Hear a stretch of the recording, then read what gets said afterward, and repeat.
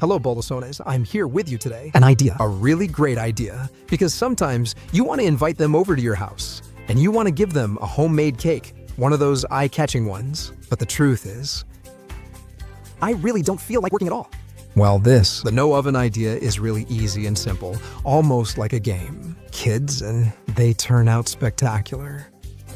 We start by placing 2 large eggs, size L, in a small saucepan. We're going to sweeten them with the sweetener of our choice. In this case, I'm going to add 4 tablespoons of sugar, regular white sugar.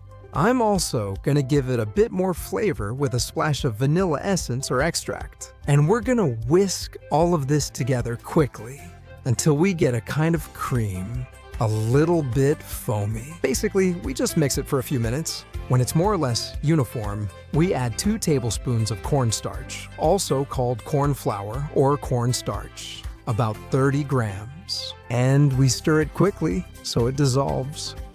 It'll happen fast. Don't worry. Also add, while always stirring, 300 ml or 2.5 cups of milk. Stir it around, and once it's well mixed, you're going to take it to the stove, because as it heats up, it will start to turn into a cream. If you want it super smooth and soft, you have to do it over very low heat, slowly, so it heats up little by little.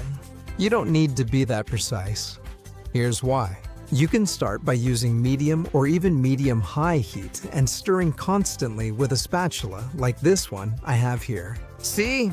Some will stick to the bottom and sides, but in minutes, you'll have a cream like this. And don't worry about the lumps, because you take it off the heat and stir it quickly. They will dissolve as well. And you could also do it, the same chocolate version, simply by adding 1 or 2 tablespoons of cocoa. I'm giving you the idea because, hey, maybe one day it'll come in handy. Now, we use sponge cakes called solatilla in my hometown, but any flat, soft sponge cake will work.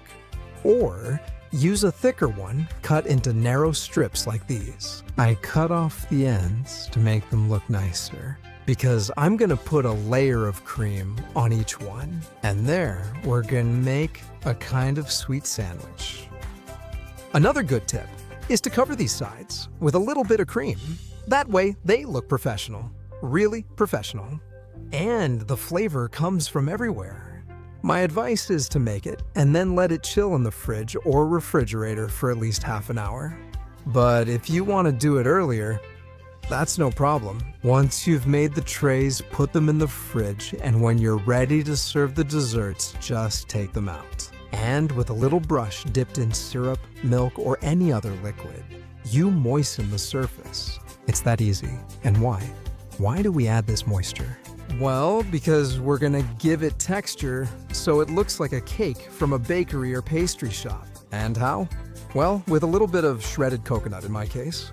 But it could also be, for example, crushed cookies turned into powder, ground almonds, or whatever you can think of. But I'm telling you, with shredded coconut, they turn out spectacular. Do it around the edges as well, so that it's coated with these grains. Done, and onto the tray. Once you have the whole tray ready, it'll look spectacular like this. Doesn't it look appetizing? Ready to enjoy? And if you want to take it up a notch, grab a little board, some cinnamon, and sprinkle a few lines on top. They'll look like the typical store-bought pastries. Look at the dozen we've prepared in no time. This is just amazing. Look at how amazing they look. A spectacular tray, delicious, creamy, simple, and with a result that you won't expect. And the store-bought ones just can't beat it. Look how delicious I am. I'm a tasty little bite too. They melt in your mouth. Everyone's eyes would go like this. Oh my goodness. And while I'm at it, help me out a little. Tell me, what's your favorite simple dessert with a trick? I'm excited to learn new ideas. Also, where are you watching the video from? That way, we travel the world with delicious treats.